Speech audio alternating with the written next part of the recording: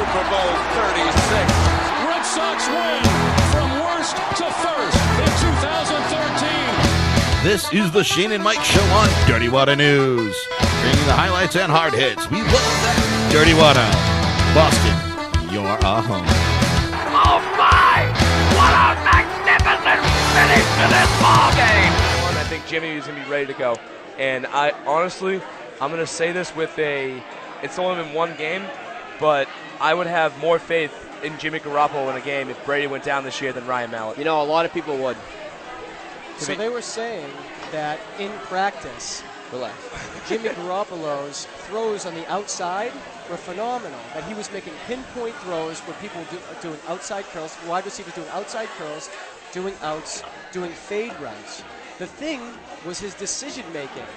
And I think that comes with time. I mean, this kid is young. Yeah. What is he, younger than us? Me and you, brothers? Yeah, With time, that blows my mind. Now as I think about it, he is younger than you guys. Right, I'm washed up. Yeah. I'm washed up. That blows my mind. But once you get into the game, what's something that Jimmy Garoppolo has that Ryan Mallett doesn't? He is elusive. He can get out of the pocket. Ryan Mallett is 6'6". He can't move around. The NFL is a new day and age. You see these Colin Kaepernicks, these RG3s, these Andrew Lucks able to step up into the pocket, move around, and the Aaron Rodgers. These guys are phenomenal. And that's what Jimmy Garoppolo can do. He can elude pass rushers, step up, and make a throw. It's early, but I think he has a lot of upside. I mean, I think Mallett is basically running his way off the team. He's a fourth-year veteran. He got the starting nod, obviously. In place of Tom Brady last game, he didn't take advantage of his moment in the sun. Mallett had some moments with a pair of nice completions that were wiped out by penalties. He looked much better throwing the intermediate and deep ball. He completed a 15-yard completion to Josh Boyce over the middle in the second quarter. You started to see signs of greatness, but at the same time, you also see him throw balls in Brandon LaFell's feet. He threw one in James Devlin's feet, who I thought Devlin looked real well. Yes. I think we're going to see him lining up at tight end a lot this year. I've been saying that a lot. Very serviceable player. I really like James Devlin. But, in one article I read, it was on Boston.com, Mallett never got in a rhythm. He seemed he was uncomfortable in the pocket, which bothers me a lot because I think that's something we haven't seen in a long time is a quarterback uncomfortable in that pocket. I think a lot of that has to do with his offensive line. Yesterday, it did not look good. And who the hell did they put in there? Hey, Zach, thank you for bringing that up. Right, and I was going to get to this, and I want to talk about this. Yeah. The offensive line. Dante Scarnecchia is gone. The offensive line coach, he's gone. Yeah. So now it's a whole new coach, new system, and, they had a hard time yesterday. Hard time blocking for Ryan Mallett. He should take some credibility, obviously, for playing so poorly, but the offensive line did not perform well, and there will be adjustments made. Yeah. Like I said, boys, we're at the greatest bar in Boston, 262 Friend Street. There's beautiful women here. The bar is bumping. We got, I don't even know the DJ's name, but they're bumping in here. I see kids everywhere. It's crazy. Get down here. We're live on DirtyWaterNews.com right now. We're killing it. Killing it, boys. What do you got for us, brothers, on the offensive line? What do you got? It just makes you real worried because, especially if you're going to want Brady to last as long as he can. Of course. And, it's going to, granted, I think that having that defense this year, I think it's going to take a lot of pressure off of Tom. But, a lot of people don't realize, a lot of people who watch football because nowadays football is all about that gunslinging, running and gun, quarterbacks, receivers, they get all the glory. It's a throwing game nowadays. They get all the glory, but everyone loves fantasy football. But people don't realize that if you don't got anything up front, you're going nowhere. Let me say, the game is one of the trenches. The offensive line and the defensive line. I know you're a football player yourself. You know that. The game is one of the trenches. Speaking of that, Nate Solder, I thought he looked awful. He's the left tackle for the Patriots, former first-round draft pick. He was responsible for the sack on Ryan Mallett last night and an early holding penalty. That was on a third down, which obviously you can't be getting penalties on third down. Right. A guy like that worries me. You're playing against. It's protecting Brady's blind side, Hey, you're playing against. Let's see. You're playing against Von Miller, You're playing against Mathis. DeBrickashaw Ferguson. You're playing dude. DeBrickashaw Ferguson's a beast. Muhammad Wilkerson. You're playing against not Ndamukong Suh. I mean that Detroit, front four. Ndamukong Suh. You're playing against Julius Peppers against the Packers. You're playing against Marcel Darius against the Bills. Mario Williams. Year. You're playing against Mario Williams. I mean, DeAndre Jordan. Let me ask you guys something. If you guys had a rate Nate Solder, where would you say he's in? The top 15? Top 10? We talking offensive lineman in the league? Left tackle. Left tackles. I put him as an average offensive. I mean, he's not a bad offensive lineman. Would you say he's mediocre? I'd say he's mediocre. Yeah, mediocre. I would say so too. So let me ask you another thing. So in the AFC East, what have teams done in the drafts to make their teams better in the AFC East? Pass rushers. Pass rushers. It's awful. It is so, Tom Brady is getting surrounded by pass rushers. Yep. Cameron Wake is coming after you all day. And Nate Solder has had a difficult time stopping these pass rushers. Can I say, Michael Felger of Comcast Sportsnet, he said it best. Rob Ninkovich is our second pass rusher right now. He's the number 2, basically. Chandler Jones, number 1. Yeah. Yes. And, Ninkovich, he's fun to root for. He's a guy, we're all rooting for him. He came basically out of nowhere. But at the end of the day, he shouldn't be one of your starting pass rushers. You know what I mean? Felger said that? Felger said that. I completely disagree with him on that one. Because you guys disagree? I disagree because I think Rob Ninkovich is one of those guys where you want him on your team because he's so serviceable. He can do so many things in the field. Versatile. No, exactly. He can do so many things in the field. I love Rob Ninkovich. I'm saying he's more better as your third guy. I would have liked to seen them go out acquire someone this year and get another pass rusher alongside Chandler Jones. And that's just me personally. I think on the defense they did their job by getting their big. So we followed the Seahawks and got these boom guys. 1, Brandon Browner. 2, Darrell Revis. And then they got a little more depth with James Anderson from the Chicago Bears. I love the Anderson pickup. Who adds some depth on this team, which is good. Don't you think adding the experienced secondary will affect the pass rush? Oh, absolutely. You know what I mean? Oh, absolutely. That's what I mean. I was talking about this We've never had a good secondary. Not for a long time. Hey, right when they picked up Revis, my thought process was this: is that Bill is a defensive mastermind. I don't care what anyone says. I mean, with that defense the last couple of years, he realized that there's only one set that matters, and that's points per game. Right. And we were always in the top 15 in points per game. And guess what? When our offense is in the top 5 to 7 in points scored, and the defense in top 15 in points allowed, you're going to win the game most of the time. As they had a 67% win percentage since 2001. So, the way I look at it is this: when Revis and Browner got signed here, Bill's now filled with different blitz packages he can run. He can do so many more things with that front 7. He can play with it, man. He can play with it. Because our front 7 has always been very good. I think for the past, I think that's been one of our strong point on defense. Our secondary is in the weak spot. But now you've got guys like Revis and Browner who can attack those receivers in the line of scrimmage and lock them up and and bump and run at the line of scrimmage. And now you can send guys from everywhere. The blitz combinations are endless. What did Peyton Manning do in the AFC Championship game? Sat in the pocket. Yep. Just took up so much time. Found the open receiver. Just surgically picked us apart. Exactly. It's great to really get our defense. And you didn't have to leave in there. You know what I mean? To lose a piece of glass. So that's what How do you guys think he will do this year for the Broncos? Go ahead, Zach. I think he'll have a good season. He just got big money. Will he get hurt? Probably most likely. Yeah, he'll get probably hurt. play 12 games, and then probably in practice, Wes Welker will bump into him, and he'll get hurt again. Again, this is the Shayne and Mike Show. We got Mark Brothers here. We have Zach Carter, newly of ESPN New Hampshire. We're pumped. We're celebrating tonight. 4-letter network, baby. That's right, baby. Big time. We're on the ESPN airwaves. Big time.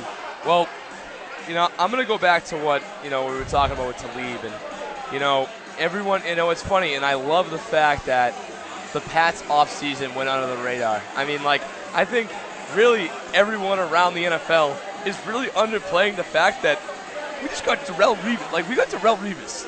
And I mean, everyone's hopping on Denver because, oh my God, they got a keep to leave. They got DeMarcus Ware. I mean, it's T.J. Ward. Okay. Oh, he's a big pickup, hey, too. The T.J. Ward pickup, I'll give it to him. Yeah. That's Huge. a great pickup. But let me ask you guys a question. I'm not saying Talib isn't better than this guy, but was Talib really a huge upgrade from Dominique Rodgers-Cromartie? I don't believe so. Yes. You think it's a substantial upgrade? I don't say substantial. I'd say he's an upgrade. It was an upgrade, but I don't think it was as a substantial Do upgrade. you guys remember when he was healthy? Well, which was never, but when he was in the New Orleans you're right. Saints game. Oh, I was going to what say he that. did Jimmy Graham. To Jimmy Graham was like Brady's back. mind-boggling. Brady's back. Show ponies, unicorns. So, Where's the beef? I love it. Quarterback. what's up, Zo? So. No, Zach, you are right. And I, as I said though, I just don't think that I don't think that he was a ginormous upgrade. And, everyone's saying, oh, DeMarcus Ware this, DeMarcus Ware that. His numbers have gotten progressively worse as the years have gone on. He's getting older. Significantly Right, he was worse. overpaid. I think so too, 100%. But he's overpaid. going to get And- the weaker side and- because of Von Miller. And also, He'll help Von Miller a lot. Also, too. I think everyone's really underplaying this. I think losing Decker is going to hurt him way more than people think. I mean, under the radar, Decker had 1,200 yards and 10 touchdowns last year. You don't just get that. Yeah. You got to have some talent. Yeah. And he had talent. They Yeah. are replacing him with Emmanuel Sanders, formerly of Pittsburgh. That's but not- he is that's not a Eric downgrade. Decker. He is not Eric Decker. I But mean, on the receiver topic, I'd like to talk about Brian Timms. He played a great game last night. I mean, he had 119 yards receiving. He was Jimmy Garoppolo's go-to. Did you guys see this guy making the team at all? I think It's tough. It's before. Let me go before you. I don't mean to cut you off, but I mean, it's tough with. It's basically going to come down to a guy like him or Josh Boyce. I think Kenbrell Tompkins is a lock, but I mean, well, I think guys like that on a team, like receivers, are very, very crucial. And you know what? It's really been kind of not irritating me, but it's been, kind of in my mind. I kind of just been like, what's everyone thinking? I mean, like, everyone's sitting there and, they're almost, putting a lot of eggs in Julian Edelman's basket. And everyone, doesn't really, remember that Julian Edelman, this is the only season he's been, healthy the entire year. Right. I mean, granted, It was also a contract year. Exactly. I've been saying that all along. I mean, I'm not putting my eggs in the Edelman basket yet. I mean, granted, the problem is these Patriots receivers. I mean, you got our top 3 receivers, in my opinion, are all. I mean, including tight ends, are all guys you sit there and look at like, is this guy going to break? Very halfway prone through to the injury. season? I mean, Very you got prone to injury. Gronk, Amendola, and Edelman. Which is why you need depth. And Yeah. Dobson, too, the next one down. Dobson very prone to injury Dobson's still also. on the pup list. The Yeah. guy Exactly. hasn't come back from that foot injury. It's Yeah. unbelievable. I mean, I think the receiving aspect of this team is what scares me the most out of anything. Yeah. If you guys had to pick a weakness, would it be the receiving core? It'd be the health. It'd be the The health. health of this team, like Mark just said. In general, just Gronk, Amendola, Edelman, these guys can break. I mean, all the guys you mentioned there, though, they're all in the passing game, though. I think the passing game is what it really scares me. I mean, we have Tom Brady, obviously, so I was gonna say, Mike. I know. We So still got it Tom. doesn't scare me. I mean, and last year we got to the AFC Championship with the passing game that we had, and it's only going to get better. Yeah. You add Brandon LaFell, you add the rookies get a little experience. These kids are another year older. Exactly. I mean, people keep saying, "Oh, you have the rookie running back. I mean, the rookie receivers," but they're not rookies anymore. You Right. know what I mean? They're second-year guys. I mean, we got to get Dobson in the field. That's first things first. I also think that that Brandon LaFell, with his big playability, is really going to open the field up for those guys like Edelman and Amendola and hopefully Gronk if he's in the field. They're going to open up a lot of room for those guys over the middle because now, unlike last year, where you didn't really have that deep threat, that guy who can go downfield, that can go down the field and go get it and make big plays. You didn't have that last year, and I think with LaFell, that kind of adds a different dimension to the offense. I kind of disagree with you in the sense that I think he's more of the guy's 6'3". Yeah. He's a big boy. Yeah. I think he's a red zone gem. Yeah. You I throw like him that. the ball. If it's 1st and 8 or, 2nd and 8 or whatever on the goal line or whatever, 1st and goal, 2nd and goal, throw it up to him. I like his chances of bringing it down. I mean, his body is almost exactly the same as Aaron Hernandez's. He's about 15 to 20. I know. He's about 15 to 20 pounds less than Hernandez. So I think they're going to try and use him like they used him, except I think they're going to use LaFell on the deep ball a lot more. I saw Brady in his last interview at training camp. He said it's nice to get a tall receiver out there, because he hasn't had that big tall receiver that can go up there and get it in some time now. Since Randy. And have you guys noticed that Tom's has not complained as much this training these practices as much as he did last year? Really, it seemed like he was always like, let's go day by day, and now it seems like everything's moving smoothly. Tom, he seems like he's all in this year. I mean, I don't know if you guys saw in the game the game yesterday. Mallett had like a 3-yard pass to Devlin. Devlin ended up getting the first down for 4 yards, and you saw Brady on the sideline just going nuts. And you think he doesn't care? Yeah. Let me tell you. I mean, the first preseason game of the year, you have your starting quarterback, one of the best to ever play the game, going nuts on just getting a first down in the second quarter. I mean, that works with the players, Well, also, Mike, I don't mean to cut you off. Oh, it's fine. But, I just wanted to add this in because you were talking about how Brady was, about how this year he's a lot more, kind of with it. I think last year, and everyone can agree with this, I believe, that had a lot to do with the fact that I really think that Brady was and is still butthurt about the fact that Welker is no longer with us. And, His best friend, man. Because last year, Tom specifically took a pay cut to keep Welker here because, I mean, you think about it. Those two knew exactly where they were going to be on the field at all times.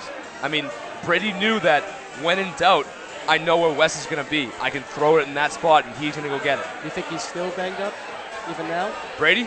Yes. I really think that he misses Welker a lot. Do you think he will hold that as a grudge in the upcoming years? Next year, we all know that $9 million pay cut kicks in next year. Do you think he'll hold that as a grudge against the Patriots for not re-signing them, potentially hold out and ask for more money? A lot of people believe that Tom Brady wouldn't do that. No, I don't think he will. I mean, hey, he's going home to a smoke show supermodel who's making 4 times the money he is, so I don't think he's complaining They're too saying much. he may not play for that $9 million a year.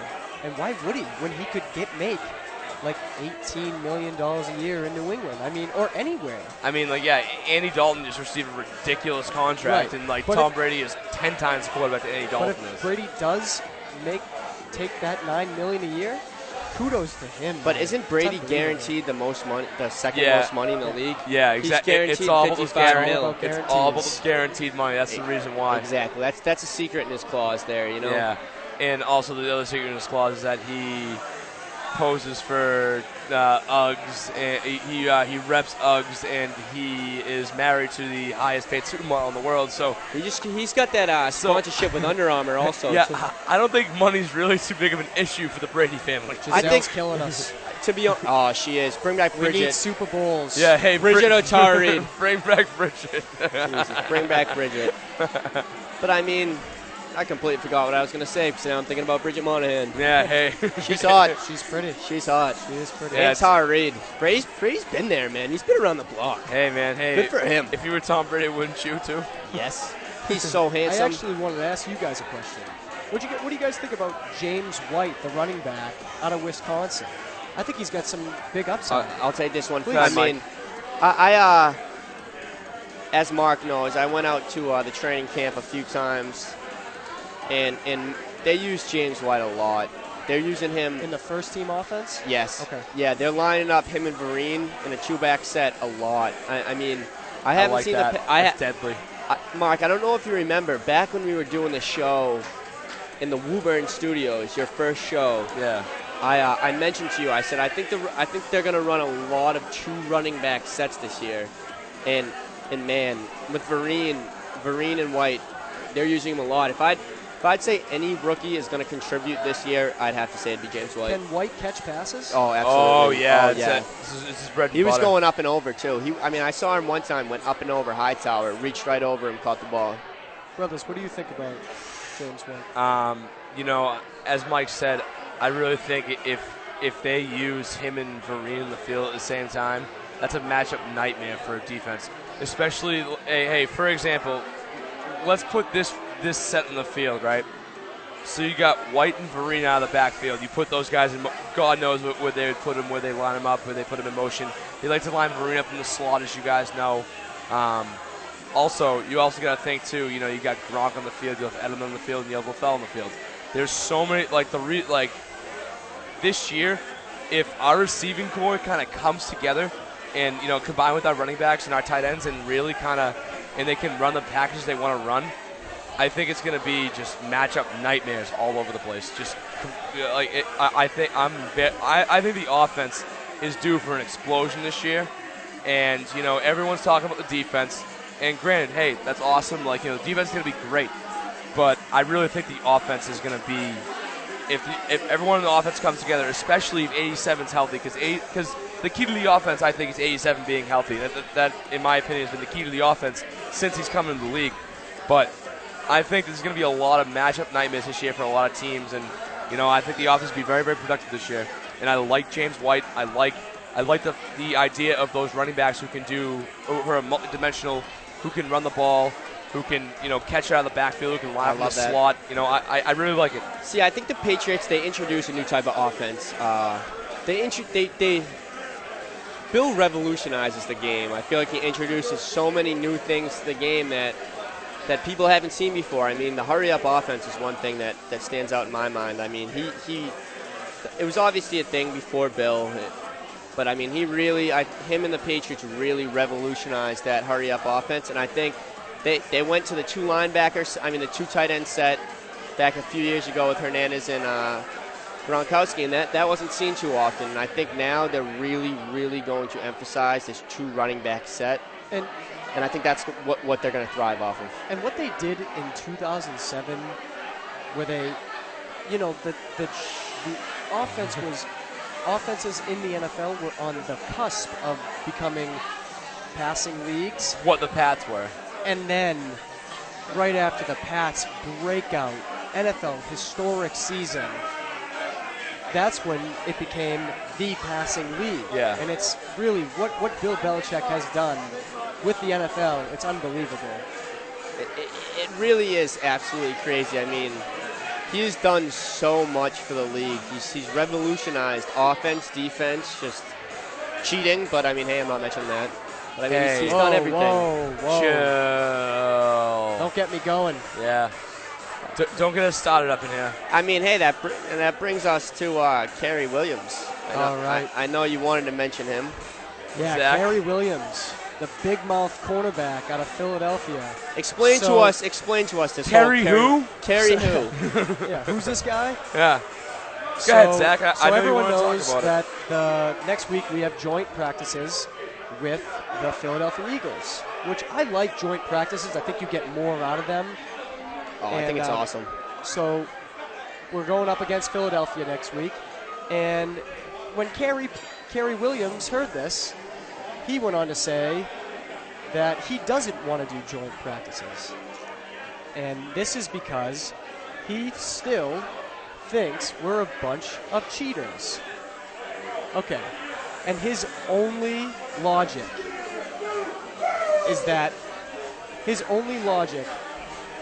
we have not won a Super Bowl since 2004. This gets me so angry. We've been twice. I don't know.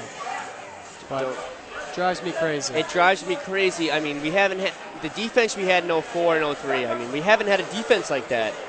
I mean, defense wins championships, and that's a known fact. So these sorry, Michael. No, go. So these geeks did this big study on Spygate, and they said what happened before Spygate, before 2007, and after 2007. Our win-losses before 2007 was at 69%. We won 69% of the times we played.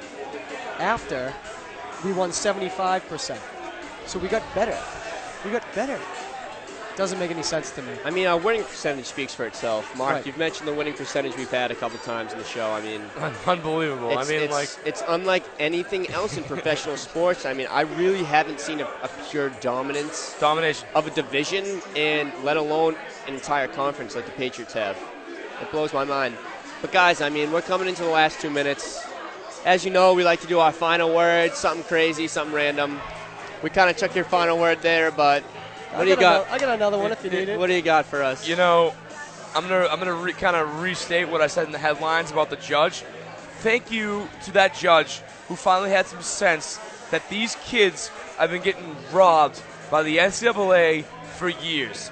These rich Southern pricks who run these universities in the South make cake off these kids, and they get in trouble for getting their flight paid to go home or a suit or something like that? Come on, man.